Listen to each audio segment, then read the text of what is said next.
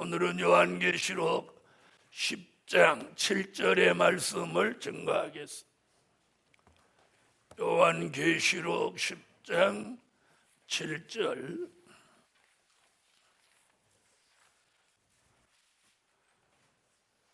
일곱째 천사가 소리내는 날, 그 나팔을 불게 될 때에 하나님의 비밀이 그 종 선지자들에게 전하신 복음과 같이 이루리라. 아멘. 자, 오늘은 이 도표를 설명을 드리도록 하겠습니다.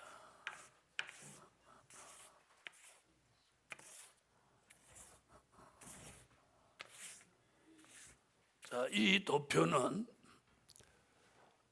나팔의 기준을 하여 이 도표를 그렸습니다. 이 규격 관계로 첫째 나팔부터 넷째 나팔까지는 잘라내고 가장 중요한 예수님의 재림을 시점으로 해서 전후로 후로 있는 일들만 여기다가 다섯째 나팔부터 여기다가 기록을 했습니다. 이건 제가 선지서와 계시록을 기준으로 해서 제가 직접 그린 겁니다. 자, 나팔은 말세의 시기를 알리는 겁니다. 그래서 첫째부터 넷째까지는 오늘 설명을 생략하고 예수의 재림이 있는 그 앞에 다섯째 나팔부터 일어나는 종말의 역사를 설명하도록 하겠습니다. 자, 그 설명을 드리기 전에 이제 우리는 본인이 인정하지 않고 부정하든 상관없이 우리는 여기를 향해서 갑니다. 그러니까 우리 앞에 주의 재림은 있을 수밖에 없는 거예요. 또 심판도, 수정통치도 심판도 있을 수밖에 없고, 또 천년왕국도 이루어질 수밖에 없습니다. 이게 왜? 이게 성경이니까요. 성경. 무슨 이야기 책이 아닙니다. 상상을 생각한 상상을 기록해 놓은 게 아니고 하나님이 선지자들과 사도 요한을 통해서 이런 미래를 이루시겠다고 예언해 놓은 거예요. 그래서 그 모든 예언은 일곱째 나팔을 시점으로 해서 예언의 성취가 완성이 되는 거예요. 그래서 몇째 나팔은 없어. 네, 일곱째 나팔로 끝이고 여덟째 나팔은 없는 거예요. 아멘. 자, 그래서 우리 앞에 이제 가장 근접하게 다가오는 게 뭐냐? 민족의 전쟁. 아멘. 민족, 대한민국과 북한이 겪는 이 민족의 전쟁, 함께 이루어지는 게 시온의 성회. 그래서 시온의 성회가 열릴 때가 되고 민족의 전쟁이 있을 때가 되면 그 시온의 성회에 참여할 종들이 이미 예정돼 있습니다. 오순절 마가 다락방에는 몇 명이 예정돼 있어? 120명. 그러니까 500여 형제가 주님의 말씀을 들었지만 120명만 다락방에 모인 거예요. 이와 같이 수십 년 동안 많은 종들이 이런 말씀을 들었지만 시온의 성회에 참여할 종들 또한 예정돼 있습니다. 그래서 그 예정된 종들에게는 정한 때가 되면 계시가 나타납니다. 우리가 지나간 역사를 보면 하나님이 중요한 일을 하실 때마다 동원된 게 있는데 그게 누구냐? 천사입니다. 중요한 일이 있을 때마다 하나님은 구약에도 신약에도 천사를 동원했어요. 아멘. 그리고 이 종말의 역사를 이루기 위해서 이미 천사를 동원했어요. 어저께인가 그저께인가 설명드렸죠? 다니엘서 7장 10절, 요한계시록 5장 11절, 요한계시록 7장 11절에서 천군 천사가 동원되는데 미가엘 군대 장관과 함께 천천히요 만만인 천사가 다 동원된다.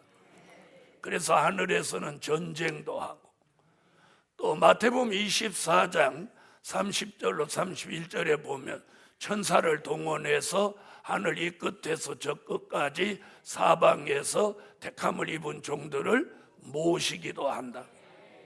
할렐루야. 자, 그러면서 시온의 성회에 금식하는 성회, 마음을 찢고 눈물로 부르짖는 성회, 그 성회에서 요엘서 2장 29절로 30절 같이 남종과 여종들에게 뭐가 내려? 신이 내리는 거예요. 신이. 분명 거기 남종 여종이라고 그랬어요.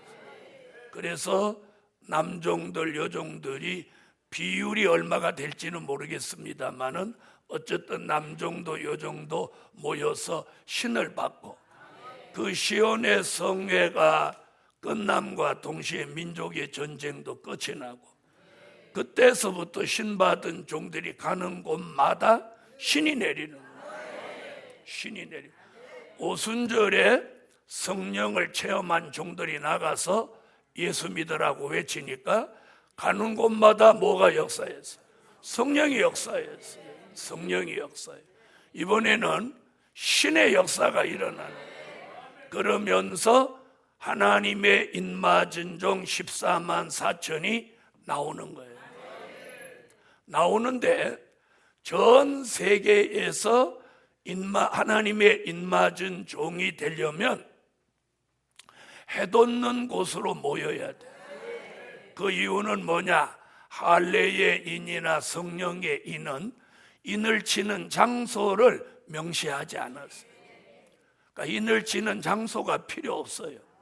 그런데 하나님의 인은 요한계시록 7장 1절로 4절 중에 2절에 보면 해 돋는 데라고 명시했어요.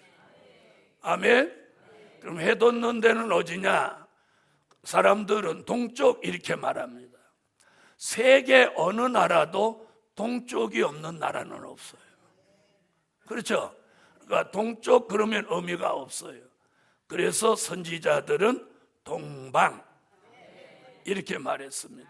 그러니까 계시록에서 말한 해돋는 곳은 어디다? 동방이다. 아멘. 자, 동방이면서 바닷가다, 땅끝이다, 땅 모퉁이다. 아멘.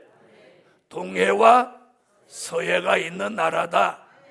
예루살렘에서 볼 때 동방 멀리에 있는 나라다. 또 동방이라도 동남은 아니고 동북이라야 된다. 또 바다가 있더라 바닷가라도 섬은 아니다. 아멘. 이런 조건을 다 종합한 결론은 뭐냐? 대한민국입니다. 아멘.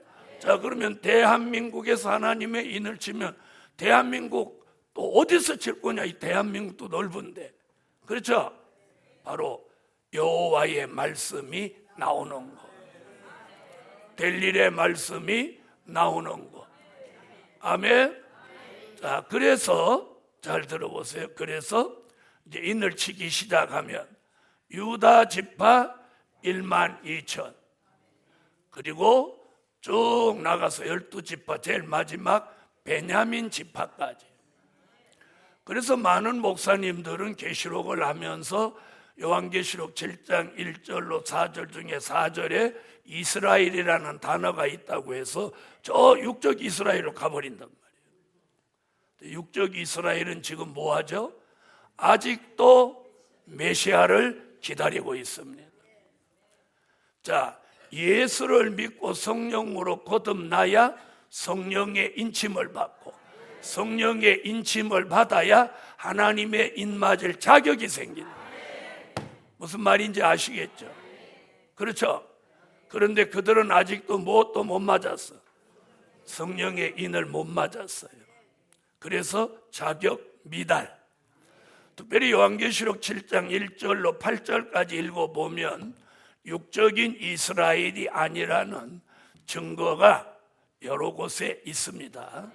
오늘은 그 설명은 하는 시간이 아니니까 덮어두고, 자, 그러면 인맞은 종이 쭉 14만 4천이 어느 날 채워지면, 자, 이제부터 요 설명합니다. 나팔로는 다섯째 나팔. 다섯째 나팔은 요한계시록 9장 1절로 6절에서 나오는 말씀이에요. 자, 다섯째 나팔이라는 이 나팔을 불면 사람들은 이런 생각을 해요.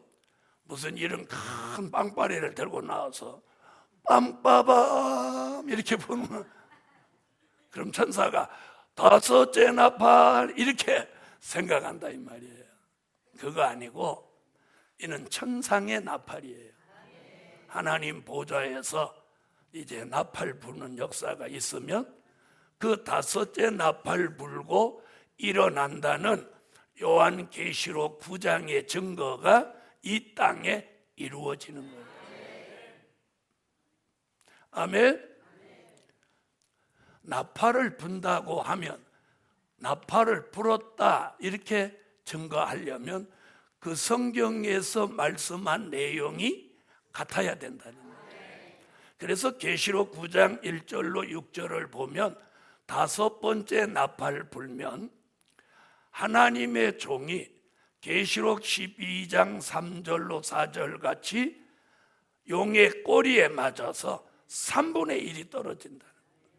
그래서 그 땅에 떨어진 별, 즉 하나님의 종이 진리에서 탈선하고 무저갱 열쇠를 받아가지고 무저갱을 연다는 거예요. 무저갱이 열리면 이 무저갱으로부터, 자, 무저갱 얘기 여기 있습니다. 이 무저갱으로부터 연기가 올라오는데, 이게 무슨 연기와 같다고 그랬냐면 풀무의 연기와 같은 연기가 올라와서 해와 공기를 다 어둡게 한다는 거예요. 그런데 이 연기는 육안으로 안 보이는 거예요. 무슨 뜻인지 알았어요? 이래서 이걸 영적 흑암이라고 하는 거예요. 그리고 영적 악이에요. 악. 무슨 말인지 아셨어요?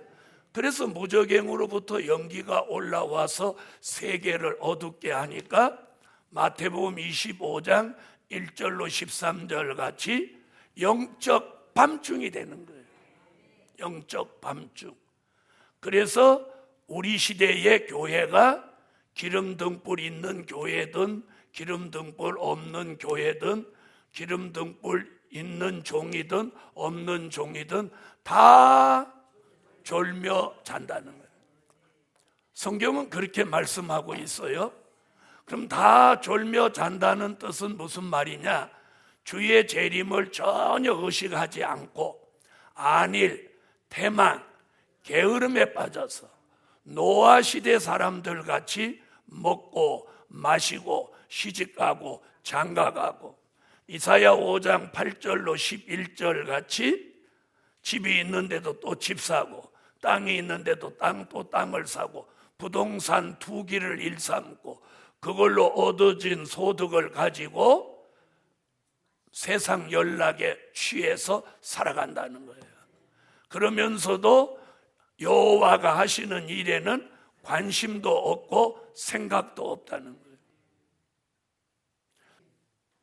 자, 그래서 인맞은 종의 수가 채워져서 이제 때가 되면 일정한 흑암 시대가 연속되는 거예요. 자, 그러면 흑암이 세계를 덮고 교회가 영적으로 침체되면 제일 먼저 교회에 일어나는 현상이 뭐냐면 교회가 모이지를 않는 거예요. 모이지를 않는 거예요. 자, 그럼 교회가 모이는 게 떨어지고, 그 다음에 기도를 안 하게 되는 거예요. 아니, 기도를 못 하게 되는 거예요. 허감에 눌려서. 그 다음에 성경을 안 보는 거예요. 성경을. 자, 우리가 목사님들이 모이면 뭘 해야 되나요? 찬양하고 기도하고 예배하고 말씀을 논하고 이래야 되는, 이게 정상 아닌가요? 이게 정상이죠? 정상이에요. 근데 흑암 시대가 되면 노아의 때와 같이 된다는 거예요. 그리고 하나님이 하시는 일에는 관심도 없고 생각도 없는 거예요. 바로 이때가 무엇할 때냐? 마태복음 25장 6절에 이렇게 했어요. 보라! 신랑이로다. 맞으러 나오라. 바로 이때가 재림이 있다는 걸 알리는 때예요. 그때가 바로 지금이에요, 여러분. 이제는 재림의 주가 오신다는 걸 두려움 없이 알려야 돼요. 많은 주의 종들은요, 그런 소리 하면 이단으로 몰릴까 봐 몸을 사리는 거예요. 복음 받은 여러분, 주님은 우리를 구원하시려고 생명을 내어놓으실 때 몸을 사린 적이 없어요. 우리가 주님 오시는데 왜 주님 오신다 소리를 왜 못하냐는 거예요. 그래서 이사야 56장 9절로 12절에 그런 말을 못하는 종을 벙어리 개라고 그랬어요. 짓지 못하는 벙어리 개다. 따라하세요. 재림의 주가 오신다고 담대히 말하지 못하면 짓지 못하는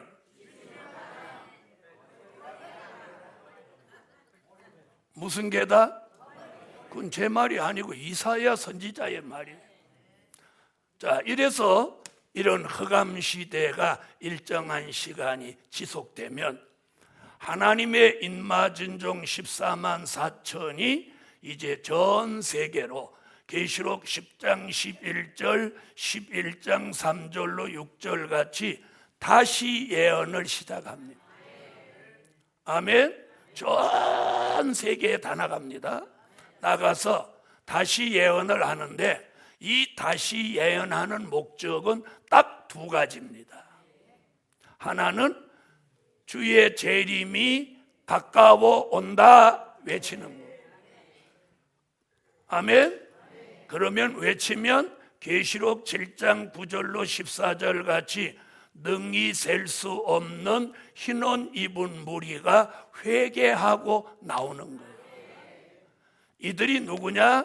요한복음 3장 3절로 5절에 물과 성령으로 거듭난 사람들. 아멘. 인맞은 종이 다시 예언을 시작을 하면 그 다시 예언을 하는 기간이 연수로는 3년 반, 날수로는 1260일이에요. 그래서 예수의 재림을 앞두고 전으로 3년 반 인맞은 종 참선지자가 뭘 한다? 다시 예언을 하는 거예요. 저번 날 환난 전 휴거, 환난 후 휴거를 주장하는 종들도 있지만 이게 아니라는 걸 성경적 근거를 가지고 설명을 해드렸으니까 오늘은 생략합니다. 그래서 환난 중 휴거, 주님이 오시는 거예요. 그래서 여러분이 이걸 아셔야 돼요. 전 3년 반, 후 3년 반 이런 단어를 쓰면 이게 환난 중 휴거라는 뜻이에요. 그런데 환난 후 휴거를 주장하면서도 전 3년 반, 후 3년 반 이런 말을 쓴단 말이에요. 그게 틀린 거예요. 아멘. 그래서 다니엘서 9장 27절에 보면 한 일회의 절반이라는 단어가 나옵니다. 한 일회는 7년입니다. 한 일회의 절반에 하나님이 미워하는 우상이 서고 그런 매일 드리는 제사를 폐하고 하는 수정통치 올 걸 예언했어요. 자, 그래서 인맞은 종이 다시 예언을 하고 다시 예언하는 기간은 얼마? 1260일. 예언하는 목적은 뭐? 재림을 외친다, 신혼 입은 무리들을 환난 가운데 건져낸다. 다시 예언하는 종들에게는 계시록 11장 3절로 6절에 두 증인의 권세를 주는데, 이것을 잘못된 사람들은 자꾸 두 명이라고 우기는 거예요. 이건 교주화하려고 하는 거예요. 네.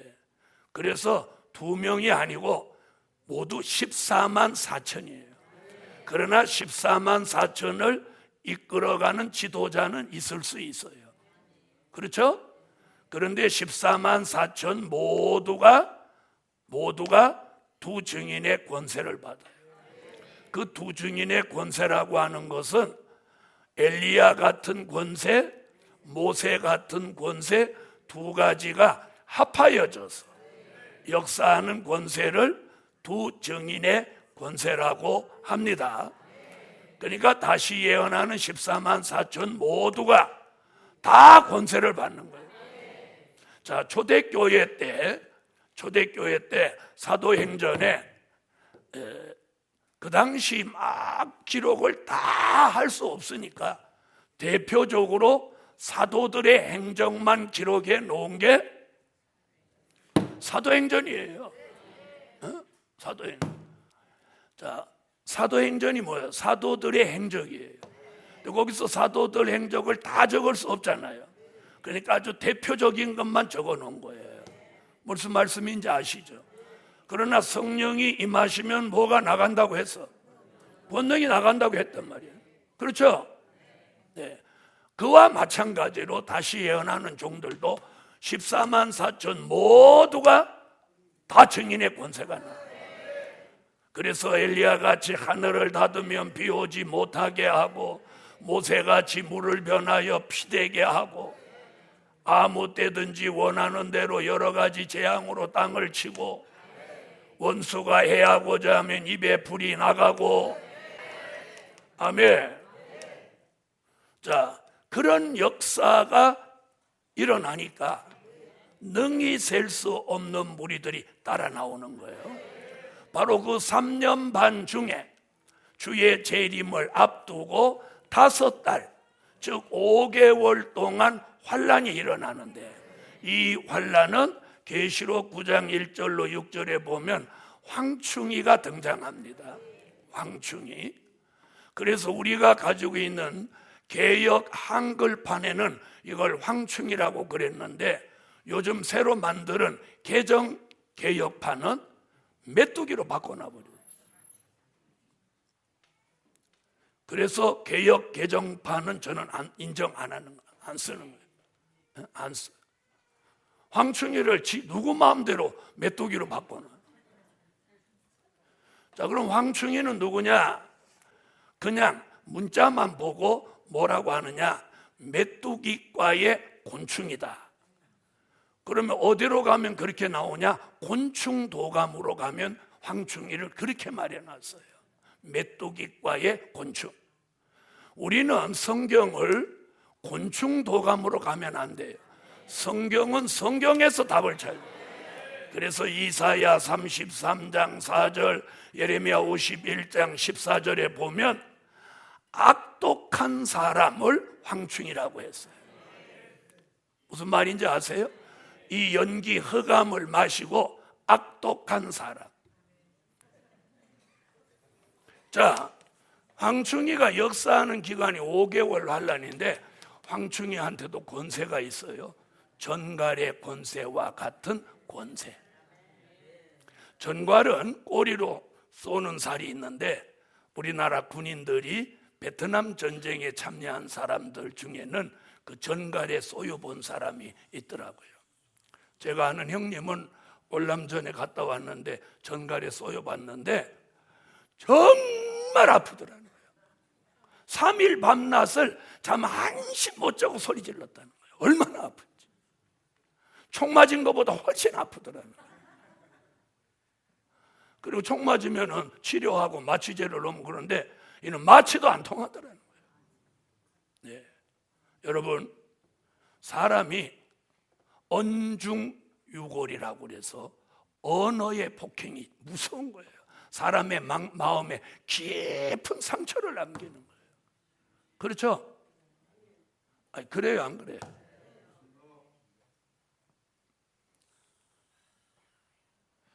자, 그래서 5개월 환란이 오면 황충이는 전갈의 권세와 같은 권세를 가지고 사람을 해하러 덤비는 거예요.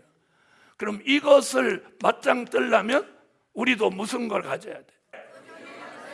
투정인의 권세. 그런데 지나온 2000년 동안 하나님이 주신 역사는 뭐예요? 권능이에요. 권능, 은사야예요. 이거 가지고는 이제 황충이를 대항할 수 없는 거예요. 대항할 수 없는 거예요. 없는 거야. 무슨 말인지 아시겠어요? 그래서 이 사탄의 편의 황충이가 전갈의 권세를 가지고 나오니까 하나님도 신무기를 주는 거예요. 투증인의 권세를 다 줘요. 그래서 하나님이 황충이가 전갈의 권세를 가지고 나오니까 투증인의 권세를 가지고 이걸 대항한. 자, 이렇게 해서 5개월 환란이 끝날 때쯤 되면 인마진종 눈에 예비처라는 게 들어옵니다. 계시록 12장 6절, 계시록 12장 13절로 16절에 딱 이 두 구절만 있는 거예요. 성경 66권 어디도 없어. 여기 딱 두 구절에만 예비처가, 하나님이 예비하신 곳. 아멘. 우리는 성경대로 해야 돼요. 계시록에서 예비처라고 했으니까 예비처라고 해요. 예비하신 곳. 그래서 예비처. 전 세계 각국 나라, 각국 각 나라에 수도 없는 예비처가 있어서 인마진 종이 회개시킨 종들을 백성들을 예비처로 데려다 넣습니다. 자, 그래 들어갈 사람 다 들어가요. 이제 아멘 해도 돼. 들어갈 사람 다 들어간다니까. 그리고 인마진 종이 돌아서면 그때가 주의 재림을 시점으로 해서 3일 반 전이에요. 그때 황충이가 하고 맞짱을 뜨는데, 황충이가 덤비니까 이제 뭘 나가야 돼?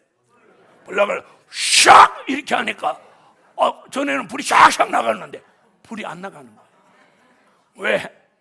이제 순교할 때가 돼가지고 하나님이 우리에게 줬던 무장을 해제시켰어. 예비처에서 돌아오는 길에 무장 해제, 정인 권세 하나님이 회수해 간 거예요. 그래 불이 안 나가는 거예요. 그러니까 바로 황충이가 죽여버리는 거예요. 자, 죽는다고 하니까 아멘 안 하지. 그때 죽어야 재림의 주를 맞아야 돼. 죽는다고 해도 저렇게 웃으면서 아멘 하는 사람은 여기 사람밖에 없어요. 그래서 죽습니다. 자기가 예언하던 곳에서 죽어요. 한국에서 예언하던 사람은 한국에 죽고, 일본이면 일본, 그 현지에서 죽는 거예요. 그런데 계시록 11장 7절로 10절에 보면 3일 반 동안 널브러져 있도록 두는 거예요. 장사 안 지내. 왜? 살아날 거니까. 3일 반이 딱 되면, 그러면 정확하게 말하면 다시 예언을 시작한 날로부터 1260일이 딱 되는 날. 죽은 날로부터는 3일 반. 아멘. 계시록 11장 7절로 10절에 3일 반이라고 딱 기록되어 있어요. 그러면 그때에 생기가 들어오는데, 이때 무슨 일이 있냐? 낙원에 있던 순교자가 여기서 인마진 종과 함께 살아납니다. 아멘. 살아난다고 하면 또 아멘 안 하고, 아까 3일 반 전에 죽습니다 그러니까 아멘 하고 다 죽어놓고, 지금 살아난다고 할 때 아멘 안 하고 집에 가면 다음 달 와서 살아난다 아멘 하려 할 때까지 꼭 죽은 것 같이 살아. 이거 정말 잘 들으세요. 이거 굉장히 무서운 거예요. 제가 많은 걸 체험한 사람이야. 자, 그래서 3일 반 후에 생기 받아서 순교자와 함께 살아납니다. 아멘. 딱 살아나면 이들을 죽였던 원수들이 그걸 보면서 벌벌벌 떠는 거예요. 또 저거 불 나올라나? 그때에 계시록 11장 12절 공중에 오신 주님이 이리로 올라오라. 그것도 아멘 안 하지, 안 올라가려고. 아멘 하면 아멘 하고 올라가요. 이리로 올라오라. 그러면 갑자기 몸이 붕 뜨는데, 순교자와 입맞은 종은 이때 체질이 변화가 되는 거예요. 고린도전서 15장 51절로 54절 같이 순교자는 부활체, 입맞은 종은 변화체. 그래서 이 순교자와 입맞은 종이 들림받아 올라가는 거예요. 들림받아 올라갈 사람 올라가고 예비처로 갈 사람 예비처로 가면, 이게 요한복음 11장 26절에서 말한 영육 구원의 완성이에요. 살아서 나를 믿는 자는 영원히 죽지 아니하리니. 아멘. 그래서 들림받는 사람, 예비처로 가는 사람. 우리 믿음의 선조들은 우리가 이렇게 예수 믿고 있으면 어느 날 다 올라간다고 그랬어. 다 올라가. 그랬죠? 그랬죠? 다 올라가면 오직이나 좋겠어. 다 올라가면 안 와요. 예비처에 들어갈 사람이 있어요. 그러니까 계시록을 모르니까 데살로니가 전서 4장 16절로 17절에 근거하니까 그런 생각을 하는 거예요. 그것을 오늘 깔끔하게 해결하는 게 계시록이에요. 자, 들림받을 사람 들림받고 예비처로 갈 사람 예비처로 가고 나면 6번째 나팔 불면서 유프라데 강에 흐르는 중동의 전쟁이 일어나는 거예요. 그리고 지금 미국이 이란을 공격하고 이란이 또 미국을 공격하고 이랬죠. 근데 저번에 제가 뭐라고 그랬어요? 아직 이런 일이 안 일어났기 때문에 이번에도 중동 전쟁은 안 일어납니다. 그랬죠? 안 일어날 거니까 두고 보세요. 그랬더니 지금 양쪽에 다 자제하는 거예요. 이 전쟁은 요한계시록 9장 13절로 19절에 일어나는데, 나팔은 6째 나팔. 이 전쟁은 미국이 러시아를 선제 공격해요. 자, 그래서 중동 전쟁이 본격적으로 일어나면 이 지구상에 존재하는 사람 3분의 1이 죽어요. 그리고 중동의 지도가 바뀝니다. 얼마나 무서운 전쟁인지 몰라요. 자, 그래서 중동 전쟁에 사람 3분의 1이 죽어요. 자, 그리고 전쟁이 끝남과 동시에 러시아라는 나라가 계시록 17장 9절로 11절에 8째 왕으로 등장하는 거예요. 8째 왕이라고 하는 건 세계의 패권을 잡는 나라. 아멘. 그럼 어저께인가 그저께 설명했죠. 그 나라를 추종하는 10개 나라 신생국가가 10뿔로 등장해서 전 세계를 10등분해서 10뿔이 지배하고, 8째 왕이 그 10나라 10뿔을 딱 쥐고 있으므로 3년 반 동안, 예수의 재림 후 3년 반 동안 무슨 시대가 와? 수종통치 시대가, 즉 공산주의가 지구 전체를 지배하는 시대가 온다. 이게 성경입니다. 이게 성경이에요. 이게 계시록이에요. 아멘. 그리고 그렇게 되면 용이 짐승은 공산주의예요. 짐승이 거짓 선지자. 거짓 선지자가 하늘로 불을 막 끌어내립니다. 이건 거짓 기적입니다. 우상을 만들고 우상에게다가 생기를 주어서 우상이 사람처럼 말합니다. 그 우상은 계시록 9장 20절 금, 은, 동, 목석으로 만들었는데, 다니거나 보거나 다니거나 하지 못하는데 말을 한다는 거예요. 이런 우상 앞에 모두 절을 하게 하고, 이마와 오른손에다 짐승의 표 666을 받게 하니, 이 짐승표는 지옥 가는 표다. 자, 우리 시대에 1970년대에는 바코드, 70년대부터 90년대 후반까지 바코드를 짐승표라고 막 목사님들이 부흥하고 다녔어요. 그런데 2000년대 넘어서부터 지금까지 이제는 베리칩이 짐승표라고 합니다. 그거 다 아닙니다. 그건 짐승표를 흉내내는 미혹에 불과합니다. 그런데 미혹되지 마세요. 왜 제가 자신 있게 말하냐? 계시록 13장 16절로 18절 이전에는 짐승표라는 단어 자체가 나오지 않아요. 그래서 13장에 나오고 14장에 나오고 15장에 나오고 16장에 나오고 19장에 나오고 20장에 나오고 짐승표에 대한 성경 구절이 계시록에 딱 6번 등장합니다. 아멘. 그래서 짐승표는 이때 나오는 거예요. 짐승 시대에 나오는 게 짐승표예요. 무슨 말인지 이해하셨죠? 그래서 짐승표는 지금 나오는 게 아니라 지금은 뭐하냐? 지금은 디모데전서 4장 1절로 2절에 믿음에서 떠난 사람들에게 양심의 화인을 치는 시대예요. 그 양심의 화인 맞은 사람들이 여기 들어가서 짐승표를 맞는 거예요. 우리는 지금까지 성령의 인침을 받았고 앞으로는 하나님의 인을 맞는 거예요. 아멘.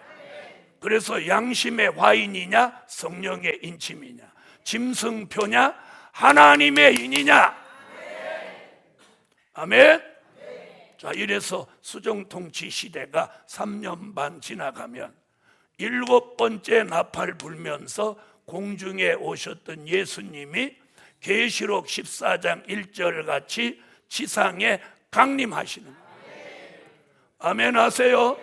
그때에 공중에 올라갔던 순교자와 인맞은 종이 예수님을 따라서 지상에 내려오는 거예요. 할렐루야. 내려오면 이 지상이 어떻게 돼 있어요? 지구 전체가 수정통치 시대가 돼 있어. 예수님이 그때서부터 산자를 심판하시는 거예요. 그 심판하시는 방법이 계시록 16장 진노의 7 대접 재앙을 쏟는 거예요. 이 진노의 7 대접 재앙을 쏟고 산자를 심판할 때 예비처에 들어갔던 사람들이 하나님의 인도를 따라서 보호처로 옮겨지는 거예요. 그 보호처가 어디냐? 계시록 15장 2절로 4절에 보호처가 나와요. 그 보호처는 미가, 이사야, 스바냐, 시편, 계시록 이렇게 7곳에 보호처가 이루어진다고 예언을 했어요. 그 예언이 여기 와서 보호처로 이루어지는 거예요. 예비처는 중동 전쟁과 수정통치 시대를 피하기 위해 필요한 것이고, 보호처는 진노의 7 대접 재앙을 쏟을 때 피하는 것이에요. 다시 말하면 히브리 민족이 애굽에 10가지 재앙이 내릴 때 어디는 재앙이 안 내렸어? 고센 땅. 바로 보호처는 고센 땅 같다고 생각하시면, 여기 들어가면 지구에 7가지 재앙이 떨어져도 고센 땅 같은 보호처는 피해 없습니다. 자, 그러면 예수님은 신이니까 재앙을 내려도 피해 없죠. 그럼 순교자와 인맞은 종은 피해가 있냐 없냐? 없습니다. 왜 없냐? 순교자는 부활체가 되고 인맞은 종은 변화체가 되고, 이렇게 된 사람 이사야 43장 2절에 물에 가도 짓몰지 않고 불에 가도 타지 않는다는 거예요. 그래서 진노의 7 대접 재앙을 쏟으면 어떤 현상이 일어나느냐? 누구를 위해 쏟냐면 수정통치 시대에 3분의 2 남은 사람, 이 사람들은 예수 안 믿는 사람이 대부분이고, 또 예수를 잘못 믿은 사람도 여기 떨어지는 거예요. 이 사람들을 산채로 심판하는데 첫 번째 대접을 쏟으면 이들의 몸에서 독종이 올라오는 거예요. 온 몸이 부풀어 올라오는 거예요. 그래서 밀가루 반죽을 이스트를 넣고 이렇게 옛날에 빵 찌려고 해갖고 아랫목에 덮어놓으면 이거 부풀어 올라오죠. 그래갖고 이렇게 불룩하게 나오다가 툭 터지잖아. 밀가루는 툭 터지면 공기가 나오는데 사람의 피부는 툭 터지면 피고름이 오르는 거예요. 그래서 저는 성경은 독종이라고 했지만 현대 용어로 보면 피부암이다. 그렇게 보는 거예요. 둘째 대접을 쏟으면 바다가 다 피가 돼서 바다의 생물체가 다 전멸하는 거예요. 셋째 대접을 쏟으면 강물, 샘물, 대접의 물까지, 이 지구상의 물이라는 물은 다 피가 돼버리는 거예요. 그러면 사람들은 물 대신 뭘 마셔야 돼? 피를 마시는 거예요. 넷째 대접을 쏟으면 저 해가 권세를 받아서 해를 쳐다보는 사람만 다 태워 죽이는 거예요. 이게 산자의 심판이에요. 그러면서도 갑자기 다섯째 대접을 쏟으면 전 세계가 캄캄해지는 거예요. 자, 애굽에 재앙이 내릴 때는 며칠 동안 캄캄했어. 3일 동안. 얼마나 캄캄했는지 사람들이 밖에 못 나오고 일어나지를 못했다. 그 다음에 여섯째는 아마겟돈 전쟁이 일어나는데, 이 전쟁이 인류 역사상 마지막 전쟁이에요. 아마겟돈 전쟁은 지상에 강림하신 예수님, 순교자, 인맞은 종의 한 편이 돼서 아마겟돈 전쟁을 치르는 거예요. 그때 순교자와 인맞은 종, 계시록 19장 14절로 15절에 하늘의 군대가 돼가지고 예수님을 돕는 거예요. 아멘. 우리가 살면서 예수님 도운 적 있어요, 없어요? 없죠. 네, 이때 예수님 돕는 거예요. 하늘의 군대가 돼가. 그러면 그때 누가 달라드느냐? 용, 짐승, 거짓 선지자, 악인들이, 귀신의 영이 들어가가지고 예수님한테 막 다 덤비는 거예요. 이래서 일어나는 전쟁이 아마겟돈 전쟁. 아멘. 그래서 전쟁은 하지만 이때에 예수님이 천사를 시켜서 용을 쇠사슬로 잡아요. 그게 계시록 20장 1절로 3절이에요. 용을 쇠사슬로 결박해서, 아까 여기서 무저갱이 열렸죠? 열린 무저갱에다 용을 집어넣고 이때 무저갱을 닫습니다.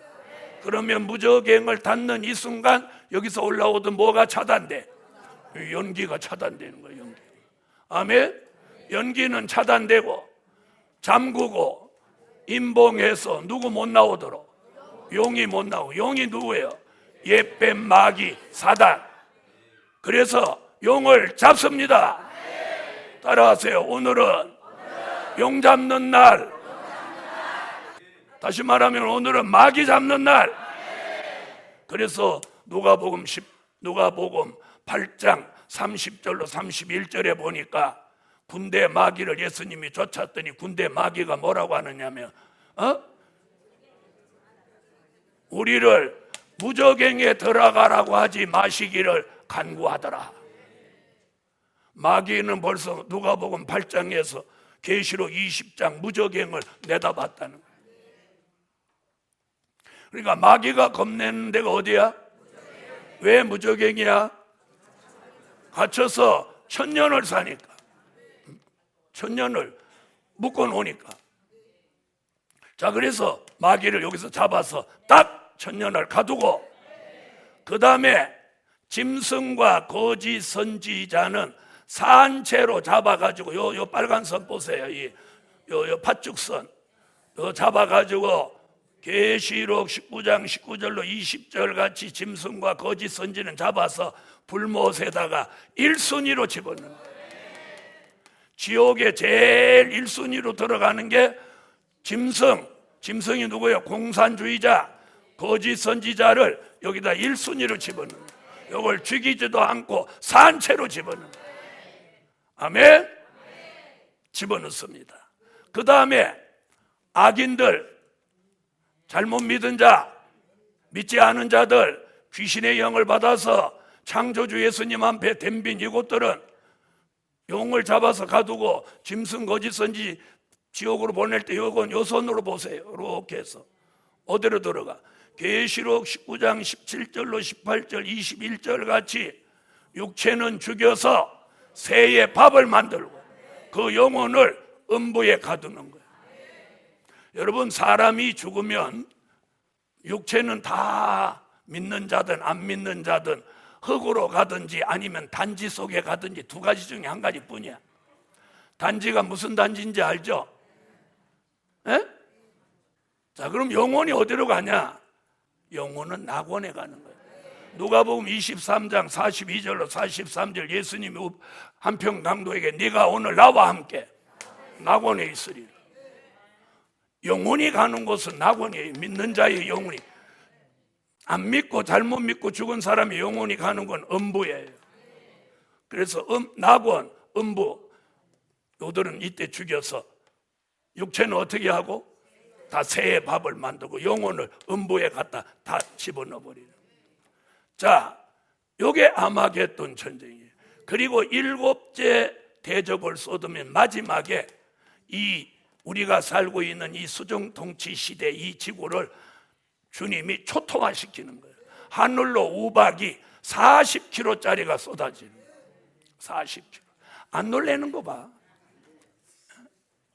자, 우박을 시골에 살아보면 우박이 거짓말 하나 못하고 저는 그 정도는 봤어요. 어떤 사람은 뭐 애 주먹 많은 거 봤다. 거짓말이야.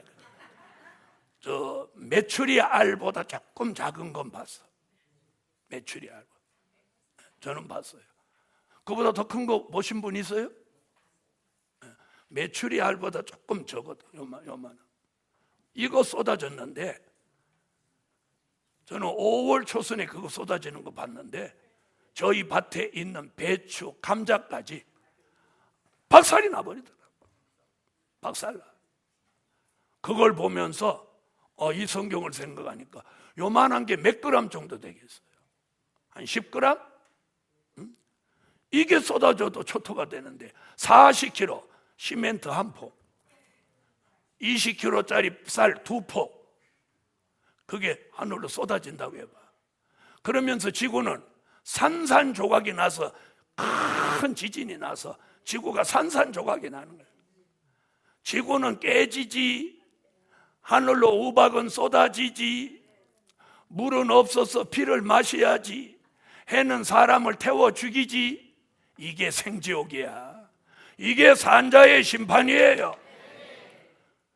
오늘 이런 심판을 받지 않아야 돼.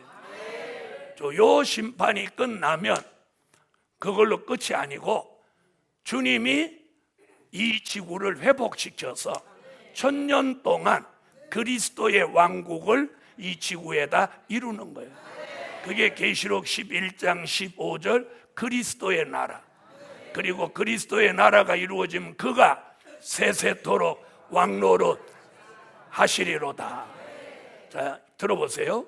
2000년 전에 초림에 주로 오셨던 예수님은 인류의 죄를 대속하시기 위하여 십자가를 지러 오셨고, 그게 누가복음 22장 39절로 44절에 아버지의 뜻이에요. 어째서 아버지의 뜻이라는데도 아멘을 안 해? 그 다음에 이제 환란 시대 아버지의 뜻은 마태복음 6장 10절 나라에 임하옵시며 뜻이 하늘에서 이룬 것 같이 땅에서도 이루어지이다. 그게 계시록 11장 15절 이 세상 나라를 심판하고 1000년 동안 이 땅에 그리스도의 왕국을 이루시는 거예요. 그걸 이루시려고 주님이 공중을 경유해서 지상에 오시는 거예요. 그런데 지금 신학교에서 무천년설을 가리키네. 그런데 계시록 20장 1절부터 7절까지 읽어보면 천년이라는 단어가 무려 6번 등장하네. 그 중에는 천년 동안이라는 단어가 3번, 천년이 자기까지가 1번, 천년이 차도록이 1번, 참회가 1번. 다시 하겠어요. 총 몇 번? 그 중에서 천년 동안이라는 단어가 3번, 천년이 차도록 1번, 또 천년이 자기까지 또 1번, 천년이 참회 1번.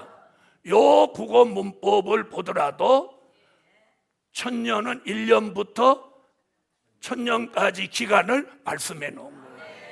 그래서 심판이 끝나는 그 순간부터 카운터가 시작되면 1년, 100년, 1000년이 가는 거예요. 그 왕국은 예수가 다스리는 거예요. 그래서 전 세계가 한 나라로 이루어집니다. 그래서 이사야 32장 1절에 장차 한 왕이 의로 통치한다.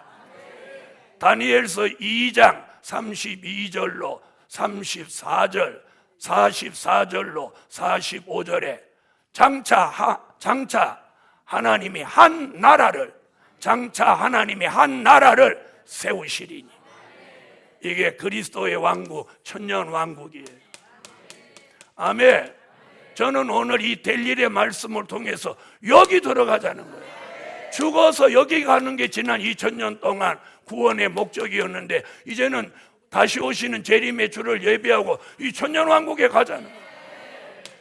천년 왕국은 지구 전체가 천년 왕국이 되는 거예요. 그리스도의 왕국. 그러면 천년 왕국은 계시록 20장 10절에 보면, 9절에 보면 사랑하시는 성과 성도들의 진으로 돼 있어요. 지구 한 중심에다가 사랑하시는 성이 이루어지고, 성 밖 전체, 지구 전체는 성도들의 진이 되는 거예요. 그럼 잘 들어보세요. 사랑하시는 성은 예수님이 들어가시는 거예요. 들어가셔서 계시록 17장 14절 19장 16절 만왕의 왕, 만주의 주가 되시고, 순교자와 인맞은 종 예수님 따라서 여기 들어가요. 여기 들어간 순교자와 인맞은 종은 계시록 20장 4절로 6절 1000년 동안 살아서, 1000년 동안 어떻게? 살아서 왕과 제사장으로 주님을 모시는 거예요. 좋으면 아멘. 그래서 그 이름이 사랑하시는 성인데, 이는 이사야 62장 1절로 5절에 하늘과 땅이 결혼함과 같이 헵시바 뷸라의 사랑을 완성하는 나라예요. 그래서 사랑의 성, 사랑의 왕국, 여기는 사랑만이 존재하는 거예요. 헵시바 뷸라. 그 발음 잘해야 돼. 뿔라 그러면 안 돼. 뷸라. 자, 한번 해보세요. 헵시바 뷸라. 옆에 사람 보면서 한번 해봐. 아멘. 자, 들으세요. 그리고 보초에 있던 사람들이 이때 나와서 성도들의 진에서 1000년을 사는 거예요. 이들은 이사야 33장 24절 같이 사죄함을 받은 백성은 병들었노라 하지 아니할 것이라. 그들은 이사야 65장 21절로 25절 같이 집도 짓고 가정도 만들고 자녀도 낳고 포도원도 재배하고 농사도 짓고 1000년을 이렇게 사는 거예요. 1000년 동안 자녀가 태어납니다. 그러면 이제 1000년이 차겠죠. 1000년이 이제 끝납니다. 1000년이 끝날 때가 다 되면, 1000년이 딱 차면 무저갱이 뚜껑이 탁 열립니다. 왜? 얘를, 용을 시한부로 가두어 놓았기 때문에.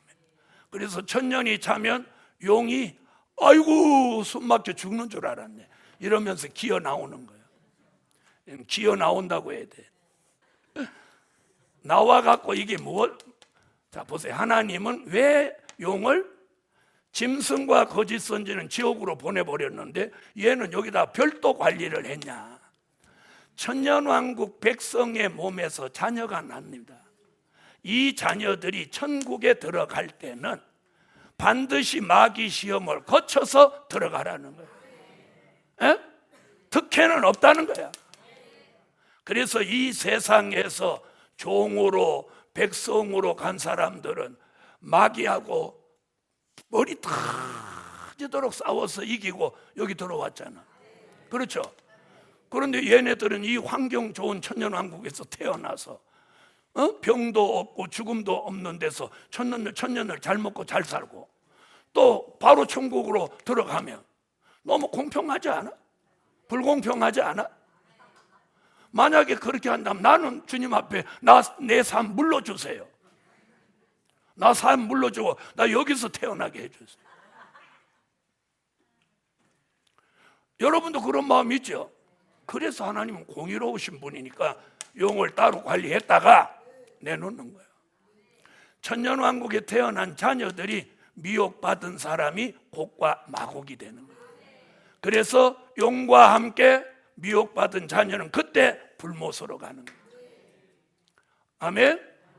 자, 그러면 여기는 이제 천년이 됐으니까 사랑하시는 성에 있던 예수님과 순교자와 입맞은 종은 계시록 21장 24절 같이 자기의 왕권과 영광을 가지고 천국으로 들어오는 거예요. 이걸 사도 요한은 계시록에서 새 하늘과 새 땅이라고 그래요. 복음서나 바울 서신에서는 천국이라고 한 거예요. 우리가 들어가서 영원히 살게 될 종착지, 여기까지 우리는 들어갑니다. 그 다음에 성도들에 있던 백성과 미혹받지 않은 자녀들이 계시록 21장 26절 같이 이때 천국으로 들어오는 거예요. 그럼 여기 들어올 사람 다 들어오면 지구는 사람이 존재하지 않아. 동물과 식물만 있는 거예요. 이때에 이사야 48장 12절로 13절에 내가 부르면 천지가 일제히 서느니라. 하나님이 딱 부르는 거야. 지구는 서라. 그러면 빙글빙글 지구가 돌고 있죠. 자전과 공전을 하고 있죠. 그렇죠? 돌고 있던 지구가 선다고 생각해 보세요. 지구가 자전과 공전을 멈추는 순간 베드로후서 3장 10절로 13절 같이 이 지구가 뜨거운 불에 타서 녹아지려니와 우리는 의에 거하는 바 새하늘과 새 땅을 바라보도다. 이게 지구의 종말이에요. 이게 지구의 종말. 지구는 사라져요. 그런데 인간은 아직도 천년 만년 살려고 지구 땅속에다 파일을 받고 100몇 층씩 막 집을 올리고 난리를 치는 거예요. 자, 이렇게 됩니다. 그 다음에 지금까지 예수 믿지 않고 죽은 사람 어디가 있어? 낙원, 음부에 가 있어. 이들을 천년왕국이 끝나면 계시록 20장 11절로 14절 백보자 심판이 이루어지는데 이게 죽은 자의 심판이에요. 그러면 여기 뭐라고 했냐? 요한복음 5장 28절로 29절에 의인은 생명의 부활로, 악인은 심판의 부활로. 그래서 백보자 심판 때 이 지구상의 생명체를 가지고 와서 살다가 낙원에 갔든 음부에 갔든 다 살아나는 거예요. 다 살아나. 아멘? 이걸 전체 부활이라고 하고. 이해되신 분 아멘? 낙원에 있던 사람은 생명의 부활로 나와서 천국으로 가고, 음부에 있던 사람은 심판의 부활로 나와서 이때 지옥으로 가는 거예요. 이걸 끝으로 천국, 지옥 이것으로 끝내고 이것으로 영원한 시대가 열리는 거예요. 그래서 우리가 예수를 믿고 죽어서 가는 길이 있고 살아서 가는 길이 있는 거예요. 그래서 요한복음 11장 25절로 26절에 뭐라? 나는 부활이요 생명이니 나를 믿는 자는 죽어도 살겠고 무릇 살아서 나를 믿는 자는 영원히 죽지 아니하리니 네가 이것을 믿느냐? 아멘. 이런 그림을 본인이 그릴 줄 알고 설명할 줄 알면 미래가 보이는 사람.